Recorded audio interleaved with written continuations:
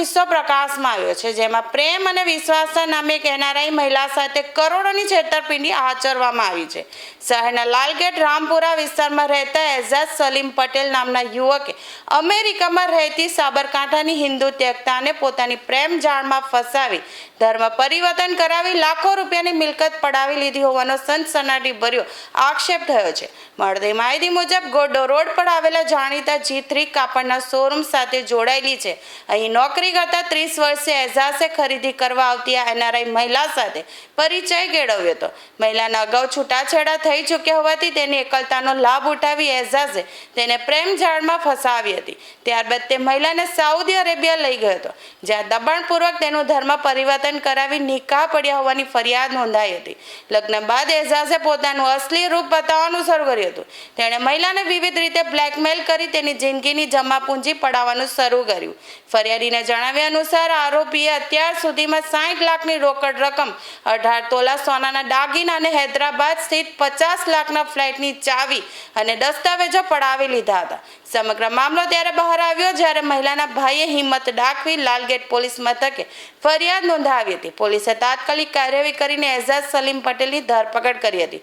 તેની સામે ખંડણી, છેતરપિંડી અને બળજબરીપૂર્વક ધર્મ પરિવર્તન કરાવવા જેવી ગંભીર કલમો હેઠળ તપાસ શરૂ કરવામાં આવી છે। ગઈ તારીખ 16/2/2026 એક ફરિયાદ નોંધાયેલી છે, જેમાં એક ભોગ બનનાર મહિલા અત્યારે USA રહે છે અને તેની સાથે અત્રેના લાલગેટ પોલીસ સ્ટેશન વિસ્તારમાં રહેતા એઝાઝ સલીમભાઈ પટેલ ઉંમર વર્ષ 32 નાઓએ તેની સાથે ઘોડદોડ રોડ ઉપર G3 ફેશનમાં ઓનલાઈન ઈ-કોમર્સ વિભાગમાં કામ કરતો હોય અને ઓનલાઈન શોપિંગ દરમિયાન તે એના કોઈપણ રીતના સંપર્ક નંબરો મેળવી અને તેની સાથે મિત્રતા કેળવેલી।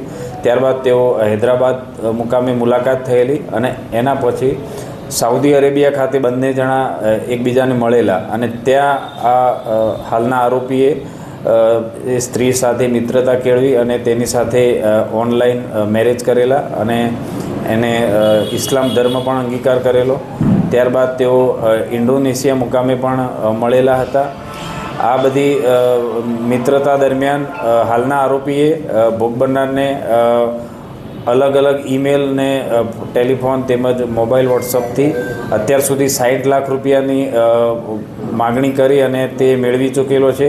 આ સિવાય ભોગ બનનારનો હૈદરાબાદ મુકામે જે ફ્લેટ આવેલો છે એ પણ તેણે ચાવી લઈ લીધેલી છે અને ભોગ બનનારના ભાઈ પાસેથી આશરે 18 તોલા સોનાના ઘરેણાં પણ અત્યાર સુધી લઈ લીધેલા છે।